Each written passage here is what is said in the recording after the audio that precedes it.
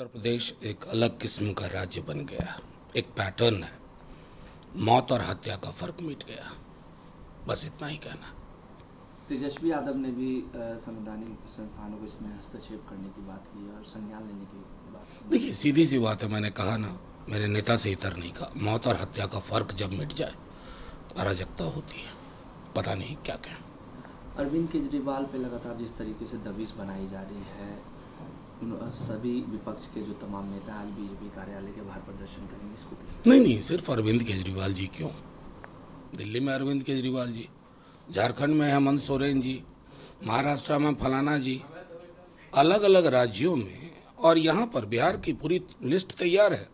Politically नहीं लड़ सकते ये लोग, बड़े कमजोर लोग हैं। कहाँ को कहते हैं बड़े मजबूत प्रधानमंत्री हैं?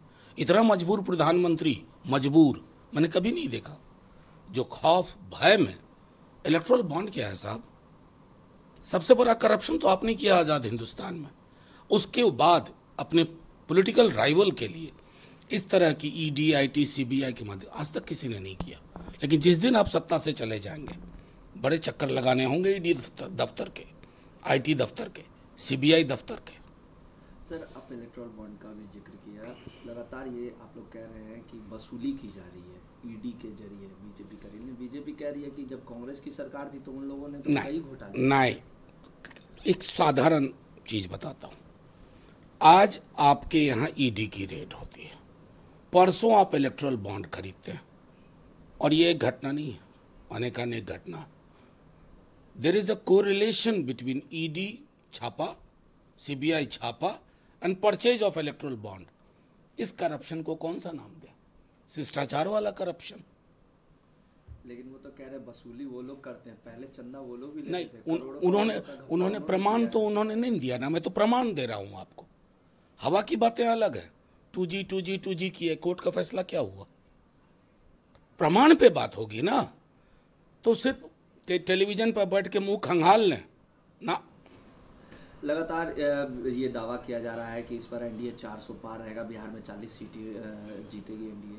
मोदी लहर है, विपक्ष हवा में। आपको दिख रही है लहर? मुझे नहीं दिख रही है। बिहार के अवाम को नहीं दिख रही है, देश के अवाम को दिख नहीं रही है। लहर पता चलती है, बल्कि सच कहूं तो कहर है केंद्र की सरकार का।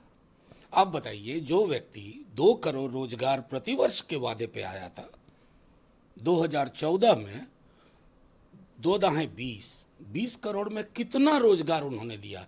अगर 20 लाख की फहरिस्त दे दें नॉन रूटीन जॉब्स, अब सेना में आपने अग्निवीर ला दिया, तो जिस व्यक्ति को रोजगार पे बोलना चाहिए वो 400 पार की बात कर रहे हैं।